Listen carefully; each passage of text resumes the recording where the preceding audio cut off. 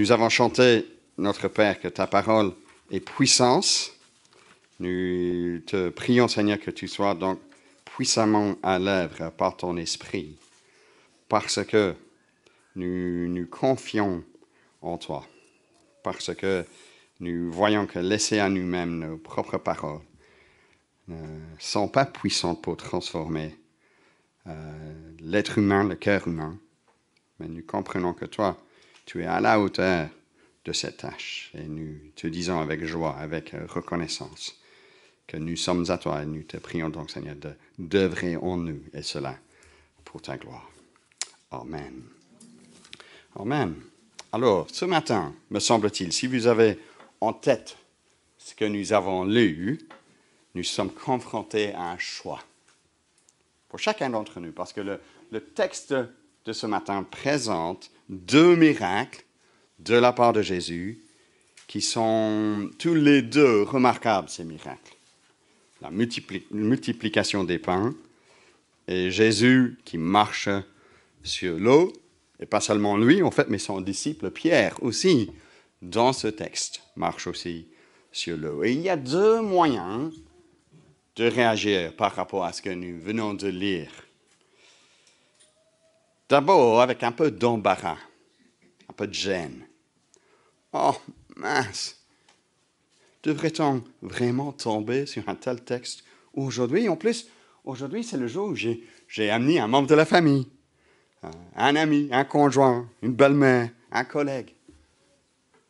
Et eux, ils disaient qu'il allait m'accompagner, et c'était chouette. Et puis, qu'est-ce qui se passe? On tombe sur un texte que d'office, ils vont rejeter comme étant un peu farfelu, non? N'est-ce pas possible pour nous de nous concentrer sur ce qui est moins controversé? La compassion de Jésus, son amour, ses critiques par rapport aux hypocrites, le soin pour les démunis, et ainsi de suite. Alors ça, c'est un moyen de réagir. Est-ce le vôtre lorsque nous avons lu ce texte? Deuxième moyen, c'est d'accepter que le miraculeux fait partie intégrale de la foi chrétienne, que c'est indispensable d'ailleurs. Car après tout, l'Église de Jésus-Christ tire son existence de la résurrection de Jésus-Christ, physique, historique. Si nous nous réunissons aujourd'hui, le dimanche, le premier jour de la semaine, c'est parce que c'est le jour du Seigneur, le jour de la résurrection. Nous comprenons dans cette façon de penser que si nous supprimons le miraculeux de la foi chrétienne, du récit biblique, il ne reste pas grand-chose à cette foi. Car la foi chrétienne tourne autour de la personne de Jésus-Christ. Et ses actes témoignent de sa personne. Supprimer le côté miraculeux, c'est supprimer le cœur même de notre foi. Jésus-Christ, Fils de Dieu, qui règne aujourd'hui, qui a toute autorité, qui est Dieu, Dieu le Fils.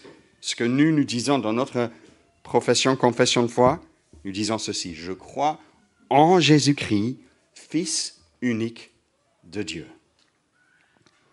Alors, vous penchez de quelle manière, vous? Plutôt gêné dans l'embarras, plutôt reconnaissant que nous avons un Dieu qui est intervenu dans notre monde. Alors, bien sûr, j'aimerais vous aider à être convaincu de cette deuxième façon de réagir. Mais sans qu'on tombe, toutefois, dans une version du christianisme qui confond la révélation divine de la personne de Jésus comme étant une promesse pour nous tous aujourd'hui de voir de tels miracles de manière à ce qu'à tout moment, nous pouvons nous attendre aussi à marcher sur l'eau. Non, non. Ces miracles mettent en relief la nature tout à fait exceptionnelle de ce que Jésus est venu faire sur terre. Le récit biblique, l'ensemble de la Bible, n'est pas un récit qui contient rien que le surnaturel. Non, loin de là. Il y a des grands morceaux du récit biblique où nous racontons ce que nous appellerons des événements tout à fait normaux. Mais lorsque l'exceptionnel apparaît, il apparaît car c'est effectivement exceptionnel. Vous comprenez cela? On les mettait sur papier pour cette raison, justement. On les lit encore aujourd'hui pour cette raison-là. Et c'est surtout le cas, cela pour Jésus. Les témoins de l'époque, les témoins oculaires, ont témoigné que ces événements avaient lieu. Les ennemis de Jésus de l'époque ne cherchaient pas à nier que les événements ont eu lieu, mais ils cherchaient plutôt à attribuer la puissance derrière ces événements à d'autres sources que Dieu lui-même. Les témoins, les disciples, ils n'étaient pas des naïfs, comme parfois nous avons tendance à croire, baignés, si vous voulez, dans une compréhension du monde pré-scientifique. Non, les disciples de Jésus font preuve d'un regard bien réaliste de la vie si nous lisons les récits de la vie de Jésus, les évangiles. Certains sont même cyniques face à des miracles. Ils connaissent ce que c'est la sueur d'une journée du travail dans leur métier de la pêche pour la plupart d'entre eux. Ils savaient ce que c'est le blabla des prétendants messianiques. Mais Jésus-Christ entre en scène et oui, lui, il les convainc de sa personne. C'est le point culminant de ce texte. J'espère que vous avez observé ça lorsque nous l'avons lu. Verset 33. Ceux qui étaient dans la barque vinrent se prosterner devant Jésus en disant « Tu es vraiment le Fils de Dieu. Tu es vraiment le Fils de Dieu. » On peut légitimement se demander ce qu'ils comprenaient, eux, à ce moment-là, par ce terme « Fils de Dieu ». Car c'est certain qu'ils n'avaient pas encore, avant la résurrection de Christ, une compréhension complète de ce que cela signifiait. Mais au moins, ils reconnaissaient en Jésus qu'il était l'envoyé, ou envoyé par Dieu, le Messie qui devait venir. Et s'il vient de Dieu, cela va de soi qu'il viendra avec l'autorité et la puissance de Dieu, n'est-ce pas? Ce n'est qu'un présupposé contre l'existence de Dieu qui exclut la possibilité que si Dieu entrait dans le monde qu'il a créé lui-même, il ne pourra pas faire des signes qui témoignent de sa puissance. Donc vous voyez, si le présupposé n'est pas là, si nous permettons que si Dieu entrait réellement dans notre monde, il est capable de faire de telles choses, alors ce n'est pas un grand saut de foi de dire oui, je crois que cela a eu lieu. Et donc c'est sans embarras ce matin que nous vous présentons Jésus tel qu'il est présenté dans ces récits. Il faut se décider, voyez-vous, est-ce que je cherche un Jésus conforme aux critères du monde moderne? Ou est-ce que je cherche un Jésus tel que la Bible nous le présente? Dès que tu commences à vouloir supprimer les parties surnaturelles de la Bible, alors qu'est-ce qui te reste? Une foi qui rejette par gêne les vérités transcendantes de notre foi. Il reste une foi qui, oui, offre dans un sens, nous pouvons le dire, un avenir que l'homme peut déterminer par lui-même, parce que tout d'un coup, s'il n'y a pas de transcendance, l'homme est libéré des contraintes externes au-dessus de lui. Et donc, il est libre, oui, d'inventer ou de réinventer ce qu'il veut être. Il est libre de réaliser ses propres rêves selon ses ressentis à lui, sans aucune autorité au-dessus.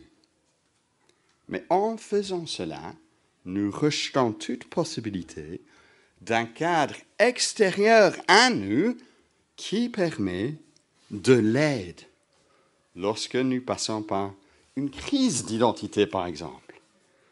Car si le vrai toi, ce n'est que toi qui peux le dire. Alors, lorsque vous avez des difficultés par rapport à ce toi que tu as défini, qui peut t'aider? C'est toi qui définis cela, ce n'est pas quelqu'un d'autre, dans cette façon de penser. L'homme laissé à lui-même, comment va-t-il dans ses recherches de bonheur, d'identité même? C'est frappant, c'est en Occident, là où nous avons réduit toute vision de la transcendance à la poubelle, où nous avons les taux de suicide les plus élevés du monde, où nous avons les plus grands taux de ceux qui sont dépendants des médicaments de tout genre.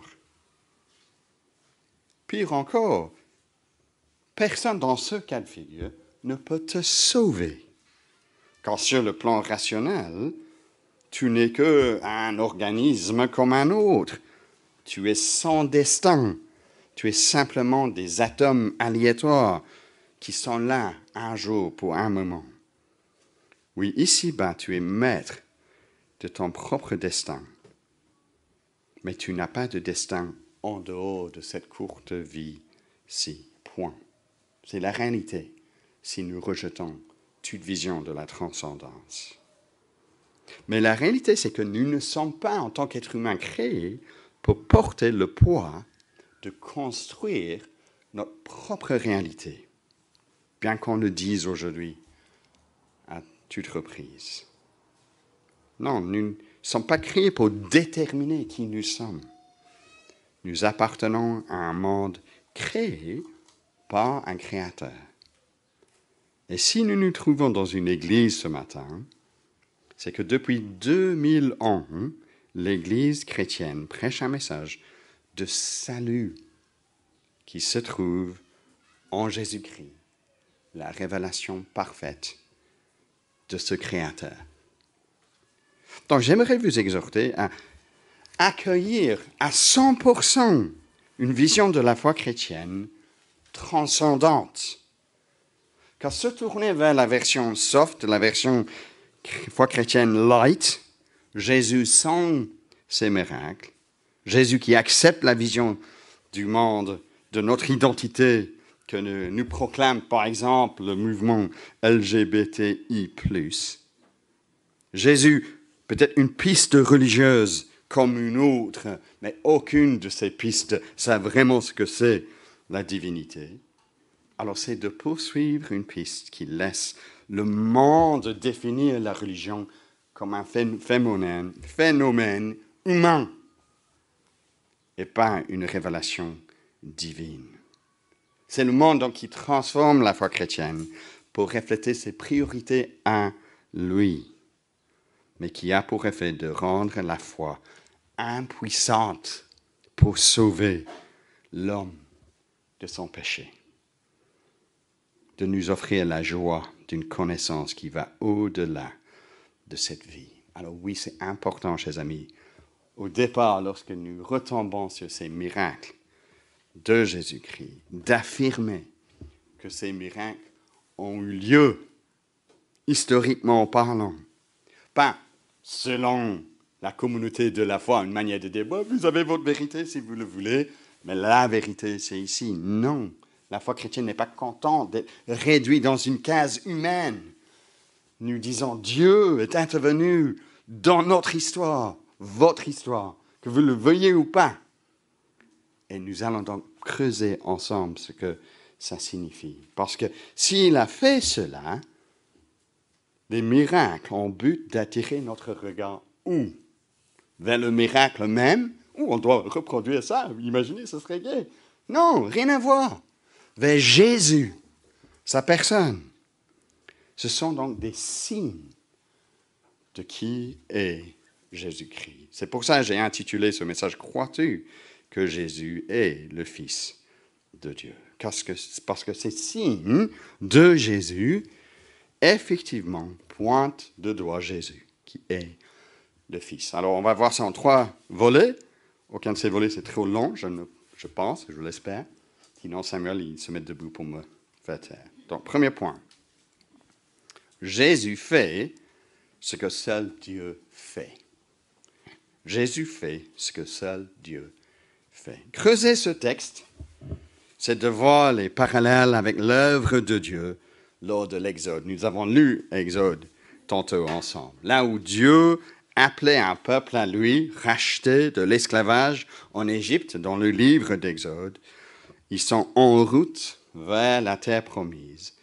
Et ce peuple est sauvé par de grands miracles.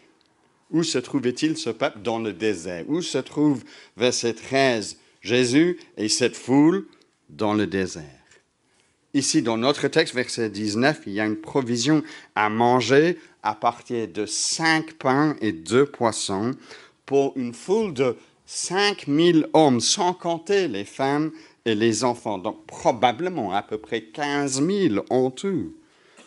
Et de là, 5 pains, 2 poissons, Jésus a pourvu pour l'ensemble de la foule, tout comme Dieu a pourvu la manne dans le désert pour Israël.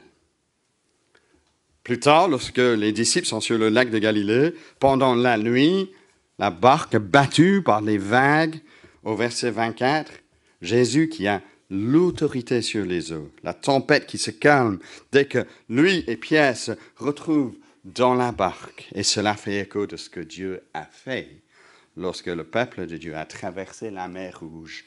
En pleine nuit aussi, il faisait nuit ici dans ce récit. Verset 27 de notre texte. Jésus rassure les disciples en s'approchant d'eux sur l'eau. Jésus leur dit aussitôt, « Rassurez-vous, c'est moi. » Alors avec tous ces différents détails que nous venons déjà d'évoquer le long de ces deux récits, ce n'est guère étonnant que nous voyons ici plus qu'un simple « c'est moi les gars, wouhou !» Non, c'est moi évoque de façon assez directe le nom de Dieu, le nom que Dieu s'est désigné pour lui-même à Moïse dans le livre d'Exode, Yahweh. Je suis qui je suis. Il évoque ce nom-là. Oui, à ce stade, c'est toujours un peu énigmatique, mais ça fait partie du dévoilement progressif de l'identité de Jésus. Ce sont des signes que nous comprenions donc, ces signes. Cette semaine, j'ai écouté un peu par hasard la chanson de la chanteuse française Louane, intitulée « Si t'étais là ». Je trouvais que c'est un beau chant. Je sais, je ne suis jamais trop à jour. C'est sorti il y a à peu près 3 ans, je pense, même peut-être un peu plus. Mais bon, voilà, c'est bien de rattraper quand on peut. Je cite. « Parfois, je pense à toi dans les voitures. Le pire, c'est les voyages, c'est d'aventure. Une chanson qui fait revivre un souvenir. Les questions sans réponse. Ça, c'est le pire. Est-ce que tu m'entends? Est-ce que tu me vois? Qu'est-ce que tu dirais, toi, si tu étais là? Est-ce que ce sont des signes que tu m'envoies? » Bien sûr, c'est l'histoire de quelqu'un qui a perdu un proche et qui imagine, si tu étais là, qu'est-ce que tu dirais? Mais lorsque j'ai écouté ça, ça me paraissait souvent également le sentiment que nous pouvons avoir par rapport à la foi, par rapport à Dieu. Est-ce que tu m'entends vraiment? Est-ce que tu es là? Est-ce que tu me vois? Est-ce que ce sont des signes que tu m'envoies? L'être humain, vous savez, ayant supprimé Dieu, cherche souvent, en dehors de Dieu, ce qui est transcendant. Car nous sommes créés par le Dieu créateur transcendant. Mais au lieu de chercher dans le bon endroit, nous cherchons souvent en tout et en n'importe quoi. Dans ce cas de figure, des petits trucs deviennent des signes.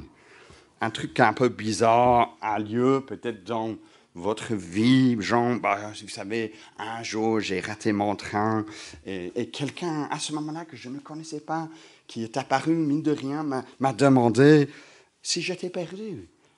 Et je prenais ça comme un signe que oui, je suis perdu.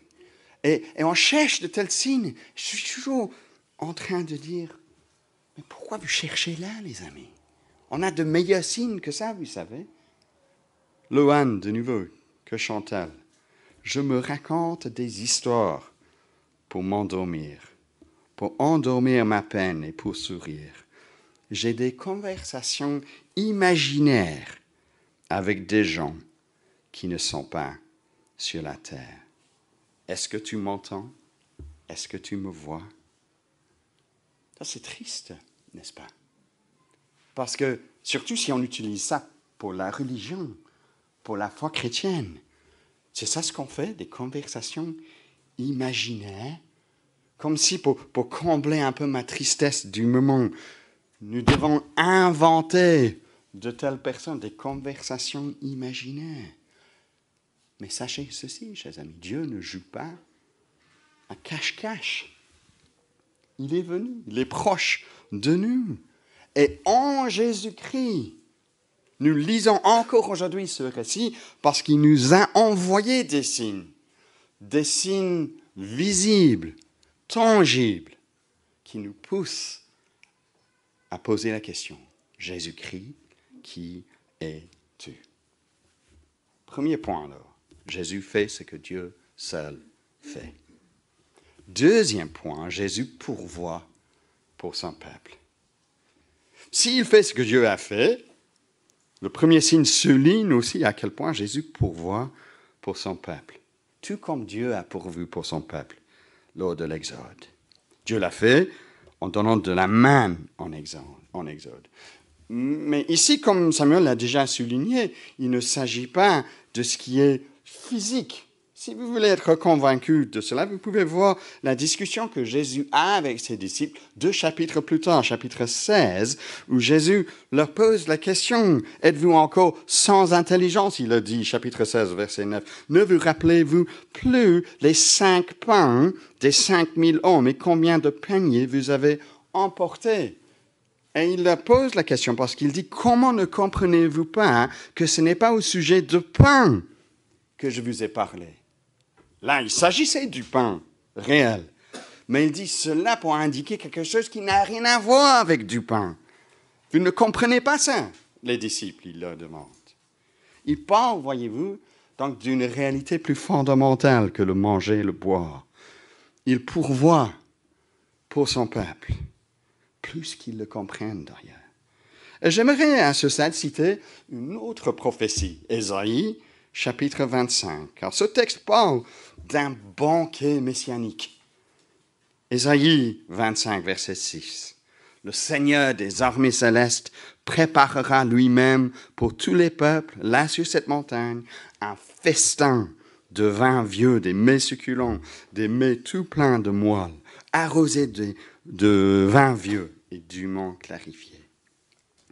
Déjà, quelques chapitres plus tôt, en Matthieu, chapitre 8, verset 11, Jésus a fait écho à ce grand banquet ouvert à tous. Verset 11 du chapitre 8, où je vous déclare que plusieurs viendront de l'Orient et de l'Occident et seront à table avec Abraham, Isaac et Jacob dans le royaume des cieux. Et ce banquet dont Jésus parlait, que Jésus évoque ici de nouveau, dont Ésaïe avait aussi évoqué pour nous, ce banquet durera. Verset 7 de Ésaïe 25 parle de Dieu qui déchirera là, sur cette montagne, le voile de tristesse qui couvre tous les peuples, la couverture recouvrant toutes les nations. Il fera disparaître la mort à tout jamais. Et de tous les visages, le Seigneur, l'Éternel, effacera les larmes et sur toute la terre. Ce banquet évoque un avenir d'un monde meilleur, l'avenir glorieux du royaume des cieux, là où il y aura plus de mort, plus de tristesse, plus de larmes. Ce miracle, donc-ci, est un indice d'un salut encore plus définitif, plus merveilleux, qu'effectue uniquement Dieu lui-même pour son peuple. Dieu, en Jésus, nous donne signe que ce banquet devient possible grâce à l'arrivée du royaume des cieux, grâce à l'arrivée du roi de ce royaume, ce Fils de Dieu. Et il faut comprendre que dans cet évangile de Matthieu, c'est Jésus qui est au cœur de l'action de Dieu. Lisez l'évangile de Matthieu et on voit que Jésus se révèle tout au long de cet évangile comme celui qui est le point culminant de la révélation de Dieu. Il est celui qui ne vient pas pour abolir la loi et les prophètes, chapitre 5, 17, mais pour les accomplir, pour les amener à leur accomplissement en lui. Mais quelle prétention s'il n'est pas réellement le Fils de Dieu. En lui, l'homme sage, selon Jésus au chapitre 7, c'est celui qui construit sa maison sur les paroles de Jésus et qui les met en pratique. Mais quelle prétention si ce n'est pas le cas. C'est Jésus qui appelle les 12 disciples à le suivre au chapitre 10, qui les envoie en mission pour proclamer que le royaume des cieux est proche, parce que lui, il est là. Mais quelle prétention si ce n'est pas le cas. C'est ce qu'il répète, nous avons vu la semaine dernière, au chapitre 11 à Jean-Baptiste. Renier Jésus, il le dit plus tard, c'est de renier son Père qui est dans les cieux. Notre positionnement, même encore ce matin, chers amis, par rapport à Jésus-Christ, détermine notre avenir.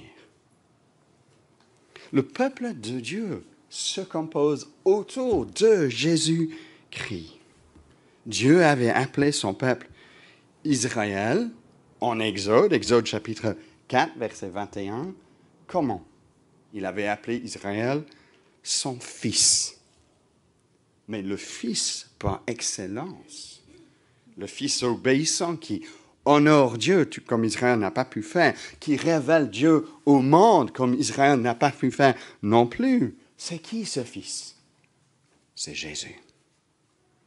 Jésus rassemble le peuple de Dieu, définitif qu'il soit juif ou païen d'arrière-plan, autour de lui.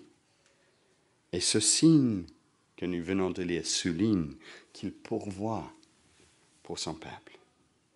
Jusqu'à quel point pourvoit-il? À un point qu'il y a 12 paniers de morceaux qui restent.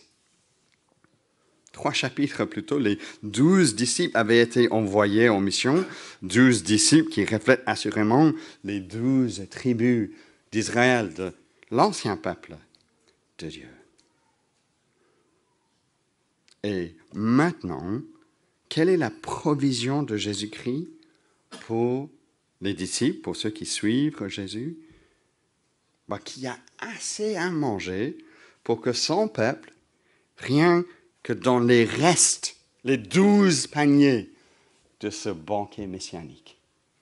C'est à ce point-là qu'il pourvoit à nos besoins en tant que peuple de Dieu.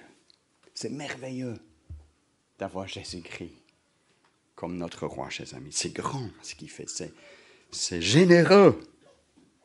Ça vient de lui. La scène que nous allons célébrer d'ici peu nous rappelle de cette générosité de sa part, cette joie de savoir que grâce à sa mort pour nous, des pécheurs, où il a pris sur lui la condamnation que nous avons méritée, grâce à sa résurrection par laquelle il nous offre la vie qui dure pour toujours. Alors nous mangerons un jour avec lui lors de ce banquet céleste. Que disait Jésus lorsqu'il parlait de la scène? Jusqu'au jour, vous devez manger et boire, jusqu'au jour où nous en boirons dans le royaume de mon Père. N'est-ce pas magnifique que nous mangeons, nous boirons, nous buvons ensemble à la lumière de cette réalité? Il pourvoit pour nous. Alors, est-ce que c'est trop bon pour être vrai, tout cela? Mettons-nous, si nous pensons que c'est le cas, que c'est vraiment le cas, qu'il y aura ce banquet éternel auquel nous pouvons participer, mais mettons-nous dans ce cas-là, dans les souliers des disciples, lors de la multiplication des pains. Vous pensez qu'eux, ils s'attendaient à ce que de 2 pains et 2 poissons, ils allaient pouvoir faire à manger pour 15 000 personnes? Oh! Non, jamais de la vie. C'était inattendu à tous égards. C'était quasi irresponsable. Dans un sens, il n'était pas capable de faire ce miracle, de dire ce qu'il a dit. 15 000 personnes. Mais c'est vrai. Il a pourvu pour 15 000 personnes. Jésus est le Fils de Dieu. Et tout dépend alors de ce que nous croyons par rapport à lui. Et ça nous amène à notre troisième et dernier point. Il appelle son peuple à placer sa confiance en lui. Ce n'est pas étonnant que le récit se termine avec un appel à la foi. Vous avez remarqué cela. Verset 28, Pierre lui répondit, « Seigneur, si c'est toi, ordonne-moi d'aller vers toi sur l'eau. » Jésus lui dit, « Viens. » Et Pierre, il commence bien. Il sort de la barque et il marche sur l'eau pour aller vers Jésus.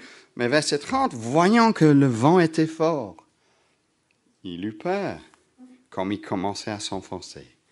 Et il s'écria, « Seigneur, sauve-moi. » Aussitôt, Jésus tendit la main, l'empoigna et lui dit, « Homme de peu de foi, pourquoi as-tu douté? » Pierre a douté. Et dans un sens, j'espère que nous pouvons avoir un peu d'empathie par rapport à ses doutes. Il était, après tout, en train de marcher sur l'eau. J'imagine que c'était l'unique et seule fois de sa vie où cela lui arrivait. Mais cela est difficile à tout moment de marcher sur l'eau, bien sûr. Et pourtant, au début, il le faisait. Comment? Car Jésus l'avait rempli de confiance. C'est ça ce qui le pousse à demander au verset 28. Puisque c'est toi, c'est comme si, c'est ça ce qu'il dit, ordonne-moi d'aller vers toi sur l'eau. Mais ensuite, son regard se tourne non pas vers la source de sa foi, à ce moment-là, Jésus, mais à des obstacles apparents à sa foi. Le vent, l'eau, bien entendu, gravité. Jésus souligne cela lorsqu'il dit « homme de peu de foi, pourquoi as-tu douté ?» Et en ce faisant, Pierre représente tout croyant qui vacille dans sa foi. Pas dans le sens où nous sommes appelés à reproduire les mêmes miracles aujourd'hui. Est-ce que je dois aller faire ce soir, je remplis mon bain et je dois faire un essai, je veux marcher sur l'eau? Non. Nulle part est-ce que le Seigneur Jésus-Christ, ressuscité, souverain, est-ce qu'il nous dit dans sa parole que nous devons nous attendre à ce genre de miracle aujourd'hui pour nous, le croyant? Non, mais dans le sens que lorsque nous tournons notre regard de la source de notre confiance, Jésus, mort pour nos péchés, ressuscité pour nous rendre à la vie, le Fils parfait en qui nous pouvons également être adoptés par la foi dans la famille de Dieu, être héritiers du royaume des cieux, alors ce qui est devant nous, dans l'immédiat, qui soit une objection intellectuelle, peut-être que nous avons, une opposition virulente de la part de quelqu'un par rapport à ma foi, une circonstance pénible qui me met au défi. Tout d'un coup, ces choses-là paraissent insurmontables. Mais Pierre aussi, merci Seigneur, c'est également comme un exemple positif. Car que fait-il lorsque il commence à s'enfoncer? Il crie, « Seigneur, sauve-moi !» Jésus lui tend la main et le tire de l'eau. Oui, échouer, faire preuve de peu de foi, d'être trop emballé par ce qui nous préoccupe, cela est un portrait juste de tout homme ici présent, toute femme. Mais lorsque nous nous rendons compte de notre manque de foi, notre abandon de Dieu, de ses promesses, notre cœur dominé par d'autres soucis dans la vie, alors la solution, c'est pas « Oh Steve, tu dois mieux faire, tu sais ». Non, la solution, c'est de nous confier à celui qui nous sauve et il nous tend la main. C'est bien ce qui a eu lieu une fois que Moïse avait guidé le peuple d'Israël au travers de la mer Rouge. À la fin de cet épisode, Exode 14, verset 31 que nous lisons nous, Israël vit la grande puissance que l'Éternel avait déployée contre les Égyptiens. Et le peuple eut de la crainte envers l'Éternel. Il eut confiance en lui et en Moïse, son serviteur. Alors nous sommes appelés à faire confiance à Jésus-Christ si nous appartenons à lui ce matin. À tout moment, comprendre que ce Fils, il prépare pour nous cet avenir. Il pourvoit pour nous. Il nous sauve. Et nous comprenons cela encore mieux que les disciples l'avaient compris, parce que nous vivons après l'époque de la mort, de la résurrection, de l'ascension de Jésus-Christ. Nous avons chanté, n'est-ce pas, le deuxième chant, « Je m'attends à toi, je m'attends à toi. Ta parole est mon appui, je m'attends à toi fermement, à toi, car toi seul me rassasie. » Et nous allons chanter dans un instant, lorsque nous partageons la scène, je pense. Le dernier chant, nous disons, suite à ce que nous avons vu, ces signes qui témoignent de sa grandeur, de sa puissance, nous chantons, Seigneur, en retour, reçois mon amour. Nous sommes appelés à lui faire confiance. Mais nous sommes appelés aussi à faire cela si jusque-là, et peut-être il y a de telles personnes présentes parmi nous, nous avons, disons-le honnêtement, ignoré. Nous n'avons pas jusque-là plié le genou, appelé à Jésus-Christ, sauve-moi. Que chantait Louane? Qu'est-ce que tu dirais, toi, si tu étais là? Est-ce que ce sont des signes que tu m'envoies? Oui, ici, chers amis, le fait d'être ici présent, vous avez entendu clairement 2 signes qui pointent de doigt Jésus-Christ, en qui vous pouvez trouver le salut. Au lieu de nous condamner lorsque nous rendions compte de notre petitesse devant lui, de notre incapacité face à notre propre péché, notre doute. Au lieu de juste dire, vous avez fait votre choix, que fait-il? Il nous tend la main et il nous sauve. De tels signes, il les a envoyés, on continue à en parler pour que de tels signes continuent à provoquer en nous la foi. Nous sommes invités à laisser de côté notre peu de foi, notre doute, et donc de crier avec Pierre, Seigneur, sauve-moi. Pleinement persuadé que Jésus, il est capable de faire cela, car il est vraiment le Fils de Dieu. Je vous invite à prier, chers amis.